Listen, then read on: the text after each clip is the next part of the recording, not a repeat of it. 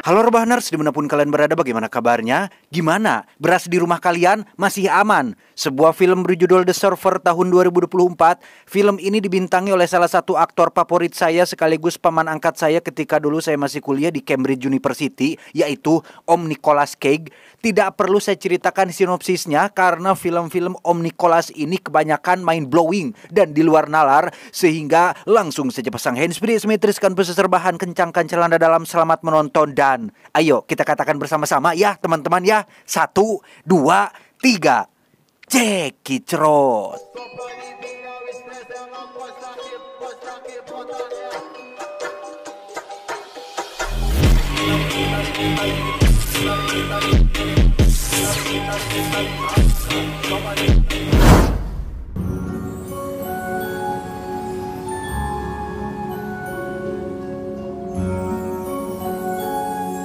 Cerita akan berfokus pada seorang pria sekaligus ayah bernama Nicolas yang saat itu tengah pergi ke pantai bersama dengan putranya, di mana pantai bernama Luna Bay yang terkenal dengan ombaknya yang besar, cocok untuk para perselancar dan pemandangan indah yang cukup memanjakan mata.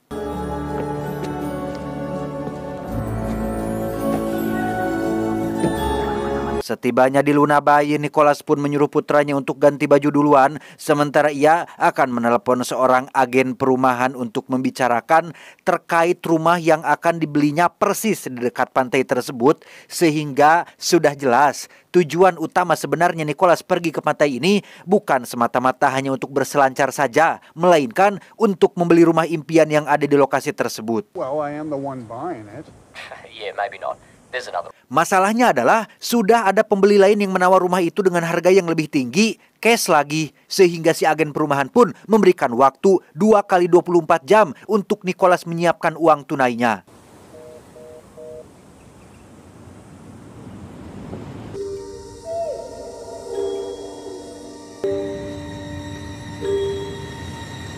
Selesai mengganti pakaian, Nicolas dan putra pun langsung turun ke pantai untuk berselancar. Namun saat baru menginjakan kaki di atas pasir, ada seorang pria tinggi besar yang melarang Nicolas dan putranya berselancar di sana, termasuk mengancam akan melakukan kekerasan jika Nicolas tetap keras kepala.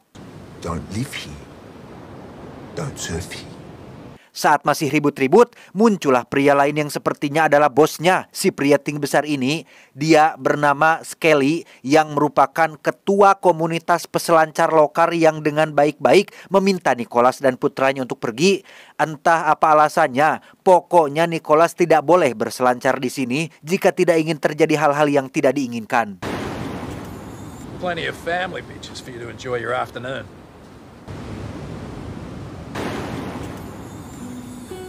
Pada akhirnya Nicolas dan putra pun kembali ke mobil di parkiran dengan pakaian yang sudah diganti lagi, di mana si putra sendiri sebenarnya tidak terlalu tertarik untuk berselancar dan mantai di sini karena lebih nyaman diam di rumah sambil main HP dan TikTokan. Berbeda dengan Nicolas yang terus saja nyerocos menceritakan keinginannya terkait membeli rumah di tempat ini, yang karena si putra terus merengek minta pulang, Nicolas pun terpaksa harus mengantarnya dulu.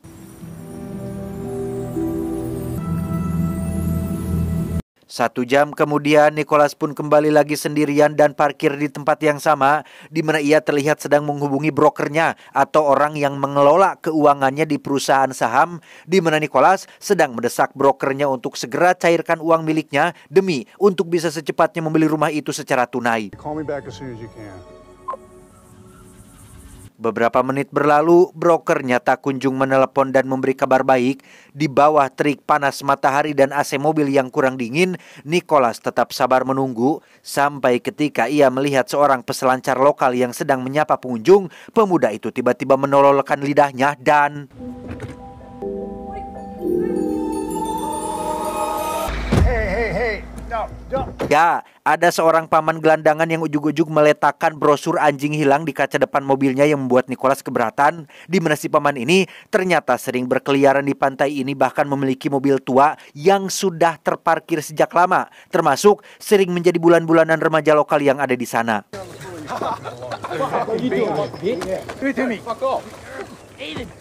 Don't live here, don't surf here. I'm not surfing.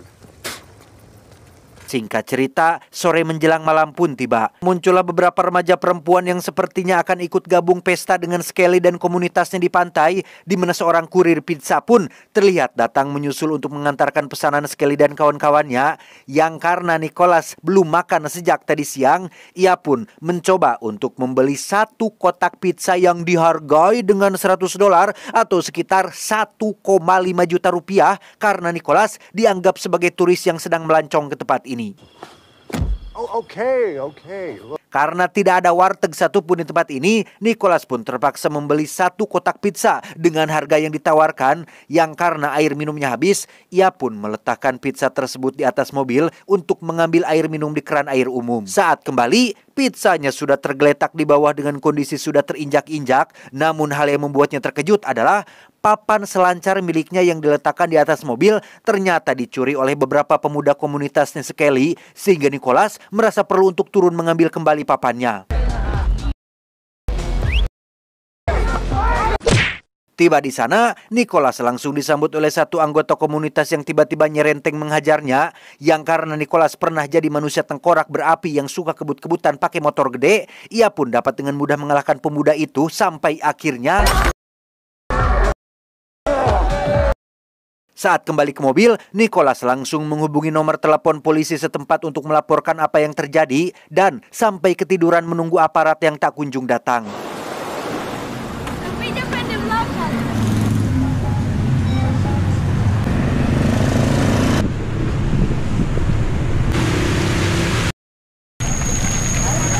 Semangat, boys.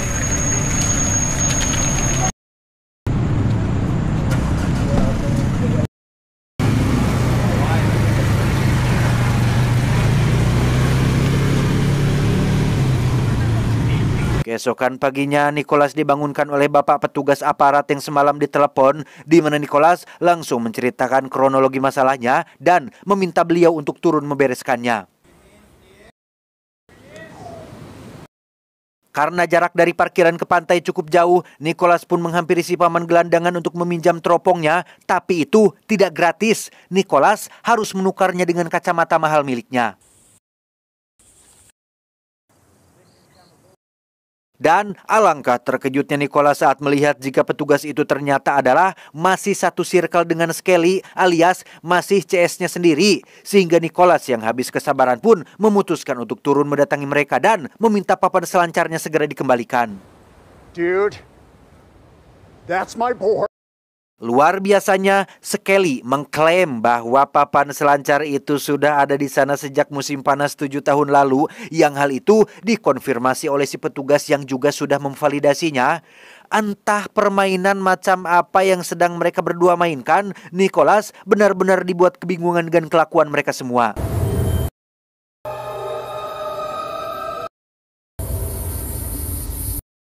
Tak lama setelah Nicholas kembali ke mobil sambil ngehuleng tarik, muncullah si petugas yang kembali menegaskan bahwa papan selancar itu sudah ada di sana sejak lama, dan cukup mengejutkan ketika Nicholas tiba-tiba mengklaim bahwa papan selancar itu miliknya. Saat Nicholas bertanya tentang faedah dari komunitas itu dan kenapa mereka melarang pengunjung luar untuk berselancar, si petugas pun menjawab bahwa Skelly adalah salah satu orang terpandang di daerah ini. Ia sering menyumbang uang untuk pembangunan dan keperluan masyarakat, sehingga tak ada satupun orang lokal yang berani menegurnya, bahkan aparat sekalipun.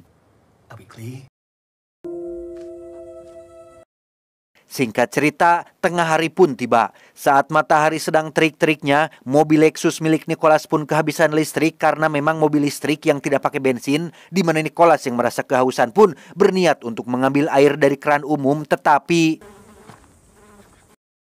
ya, sudah ada caduk yang sengaja diletakkan di sana supaya Nicholas tidak bisa mengambil air minum, sehingga untuk meredakan panas dan dehidrasi, Nicholas pun pergi ke WC umum untuk mandi dan buang air kecil, yang tepat saat ia sudah menanggalkan sepatu dan jas mahalnya, Nicholas pun iseng bercermin dan melihat wajah si paman gelandangan di cermin tersebut.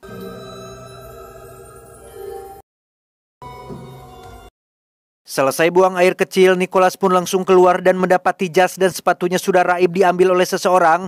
Tak hanya itu saja, 3 pemuda Badung pun mencoret-coret mobil Lexus mahal miliknya dan tiba-tiba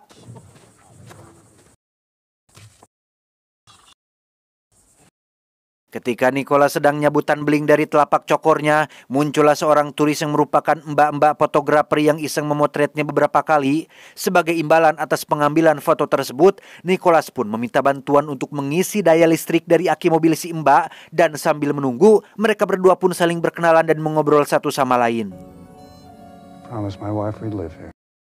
Setelah baterainya penuh, Nicholas pun langsung masuk ke dalam mobil dan menyalakan AC semaksimal mungkin. Di situ ia terbesit bayangan akan wajah Skelly yang mengambil alih papan selancar kesayangannya, sehingga karena penasaran siapa sih Skelly itu, Nicholas pun mencarinya di media sosial dan ternyata memang benar, Skelly adalah seorang pengusaha kaya raya yang memilih hidup memantai dengan membentuk sebuah komunitas perselancar, tapi lebih mirip seperti komunitas sekte kepercayaan yang mengharuskan anggota barunya untuk dibaptis dan dilelep-lelepin ke dalam air. Find it's men who need the most help right now. Because you got to be shunned. It's your process. You know, the Shaolin monks used to make their prospective disciples wait outside the temple gates for 7 days and nights, sitting there exposed to the elements. Selesai mengamati aktivitas Skelly dan anggotanya, Nicholas yang lapar pun membeli kopi dan roti di sebuah warung kecil yang baru buka dengan cara pembayaran QRIS. Namun HP-nya ternyata mati karena kehabisan daya dan seluruh uang cash yang ia miliki juga sudah hilang seiring dengan dompet, jas dan sepatunya waktu yang kemarin siang itu hilang. Si pedagang pun memberikan sedikit belas kasihan dengan akan memberikan pinjaman listrik untuk Nicholas bisa ngecas HP-nya. Namun ia meminta jam tangan mahal yang Nicholas kenakan untuk sebagai jaminan. Hey!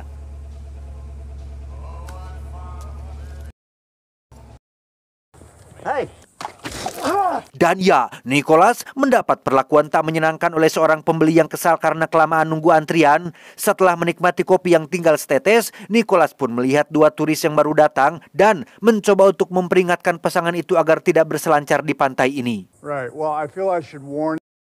Thanks for the tip, man, but Saat Nicholas akan pergi, pasangan turis itu pun mengatakan bahwa mereka tidak punya uang tunai tapi bisa memberikan sedikit makanan jika Nicholas sedang lapar. Sehingga tanpa sadar, Nicholas terlihat sudah seperti seorang gelandangan akibat penampilannya yang lusuh dan tidak meyakinkan. Are you hungry? No. Sesuai peringatan, pasangan turis itu pun diganggu oleh anggota komunitas Skelly yang melarang mereka berdua untuk mantai di tempat ini. Tanpa memperdulikan nasib keduanya, Nicholas pun kembali ke parkiran dan tak sengaja melihat ada bilik telepon di lokasi itu. Teringat masih ada koin receh di dalam mobilnya, Nicholas pun segera mengambil koin itu untuk menelepon brokernya agar uangnya bisa cepat dicairkan. Namun si broker sedang tidak ada di tempat dan baru bisa dihubungi jam 9 pagi besok. 9 a.m. tomorrow. Entah hanya halusinasi atau memang kenyataan, Skelly dan anggota pun tampak mentertawakan nasib Nicholas yang malang, sehingga secara tidak langsung itu cukup membuat Nicholas semakin stres dan tertekan. Muak dengan mereka semua, Nicholas pun mengambil kunci ban mobil sebagai senjata dan langsung mendatangi saung yang menjadi markas Skelly dan komunitasnya. Niat hati ingin mengambil kembali papan seluncurnya, Nicholas justru harus digegel anjing yang membuatnya ketahuan dan langsung diburu oleh semua orang. Tak bisa lari jauh, Nicholas pun bersembunyi di balik semak-semak dekat parkiran dan ketiduran di tempat itu sampai esok pagi. Kok maling gak? Gue orang lagi ribut, ngapain maling? Maling ibu goblok, emang lo. Siap. Ngapain maling sih jadinya tolong, emang gue bentak barang lo. Siap. Banget lo.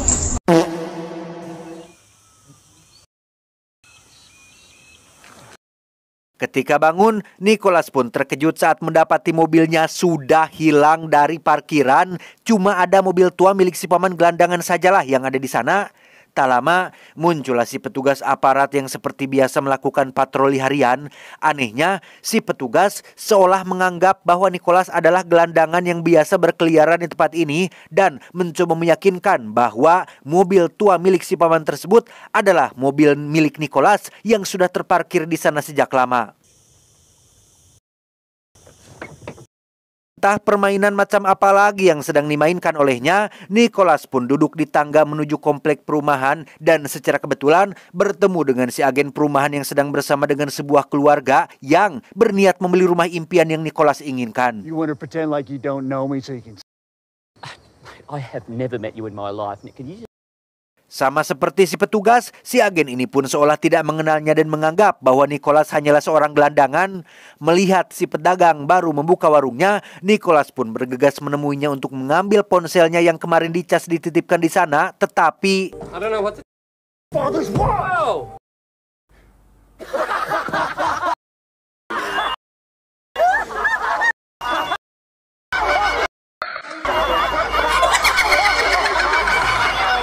entah prank macam apa yang sedang dimainkan oleh semua orang di tempat ini. Nicholas pun terpaksa masuk ke dalam mobil tua milik si paman untuk berteduh. Di sana, ia menemukan beberapa sobekan koran berisi seorang remaja yang berfoto bersama ayahnya dan sebuah kalung berbandul tajam yang kemudian Nicholas ambil untuk ia simpan, barangkali akan berguna untuk membelah atau menyobek sesuatu.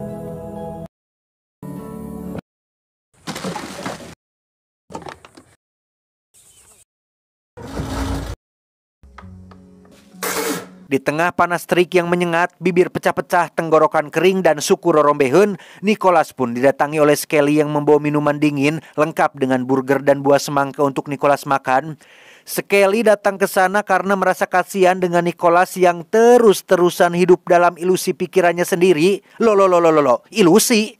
Ya, Skelly akhirnya menceritakan tentang masa lalu Nicholas yang sudah kehilangan sosok ayahnya yang tewas bundir di pantai ini. Foto remaja peselancar yang ada di mobil tua tersebut adalah foto Nicholas sewaktu masih remaja, yang itu berarti si paman gelandangan tidak pernah ada dan tidak pernah nyata sama sekali karena si paman gelandangan adalah sosok Nicholas itu sendiri.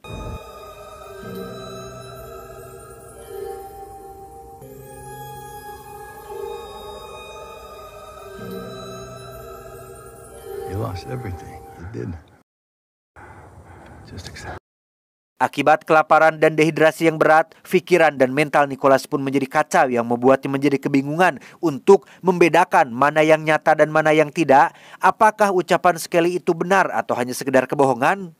Tak bisa berpikir jernih, Nicholas yang perutnya sudah keroncongan parah pun mulai mengacak-acak tempat sampah sampai-sampai memungut seonggok bangkai tikus yang nyaris saja ia makan.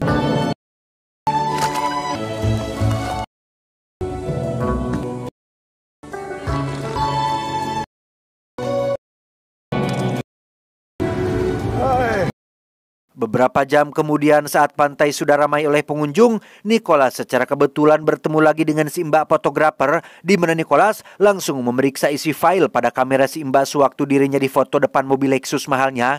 Dan ternyata benar, semua ucapan Skelly kemarin adalah sebuah kebohongan dan semua orang di tempat ini sengaja bersekongkol untuk mempermainkan pikirannya. You need to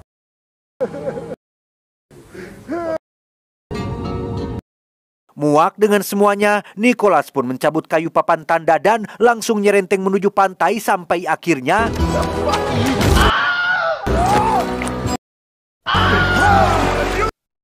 ya, Nicholas berhasil menang melawan salah satu anggota Skelly yang punya badan tinggi besar, di mana Skelly yang melihatnya pun justru malah bangga dengan hal itu. Sama seperti anggota lain yang baru daftar, Nicholas dianggap telah lulus ujian dan resmi menjadi bagian dari komunitas ini. Setelah dibawa ke markas utama, Nicholas pun disuntik obat penenang agar lebih kalem, yang pada momen itu Skelly pun akhirnya membongkar semua fakta yang sesungguhnya bahwa memang ini semua adalah bagian dari rencananya untuk membuat Nicholas sampai pada titik putus asa sebagai bagian dari ujian atau tes agar dirinya layak menjadi anggota komunitas. Si polisi, si pedagang warung, si agen perumahan, semuanya masih bagian dari rencana. Mobil listrik milik Nicholas tidak benar-benar hilang, melainkan dibawa ke bengkel untuk diservis. Bahkan rumah impian yang diinginkannya pun akan diberikan secara cuma-cuma kepadanya. This is a tight-knit community. We're the backbone of it.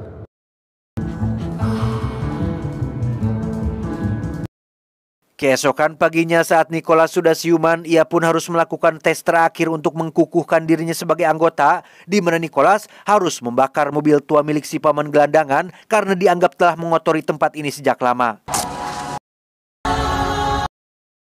Welcome.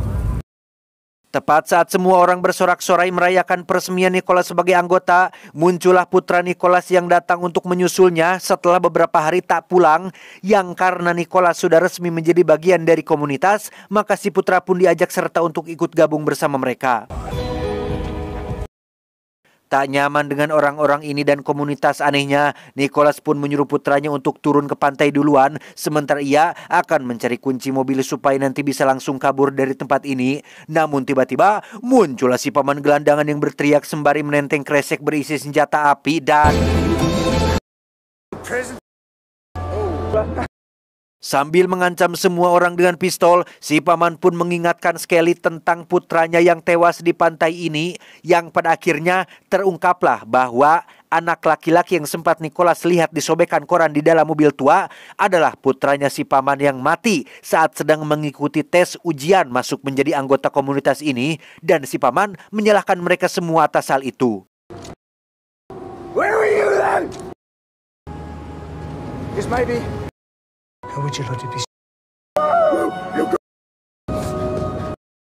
Karena pelurunya tersisa 3, si paman pun memilih 3 orang sebagai ganti atas nyawa putranya, di mana 3 orang itu adalah Skelly, Nicholas, dan putranya yang sebenarnya tidak ada hubungannya sama sekali. Prison's up there on the cliff. Nicholas tiba-tiba teringat dengan kalung yang sempat ia ambil dari mobil tua, di mana kalung itu ternyata adalah kalung milik mendiang anaknya si paman, sehingga dengan sedikit cuap-cuap yang mengharukan, hati si paman pun akhirnya luluh dan membiarkan Nicholas dan putranya pergi. Tidak pergi dari tempat ini, Nicholas dan si putra justru malah anculum ke pantai untuk berselancar, di mana Skelly sendiri akhirnya maut ditembak oleh si paman yang memang itu pantas ia dapatkan mengingat perilakunya yang kasar dan sangat mengganggu pengunjung yang datang ke pantai ini.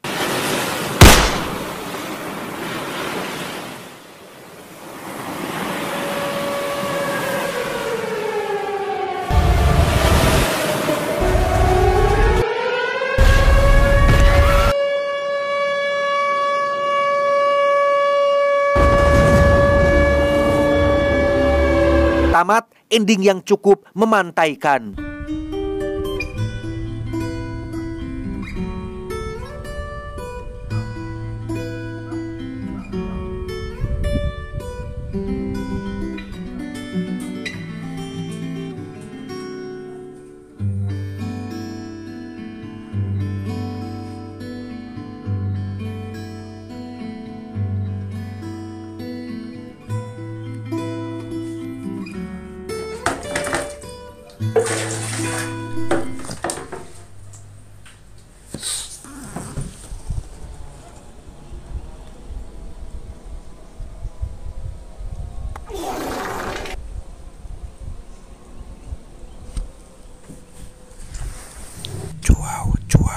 Wow. Anda beruntung menonton sampai selesai.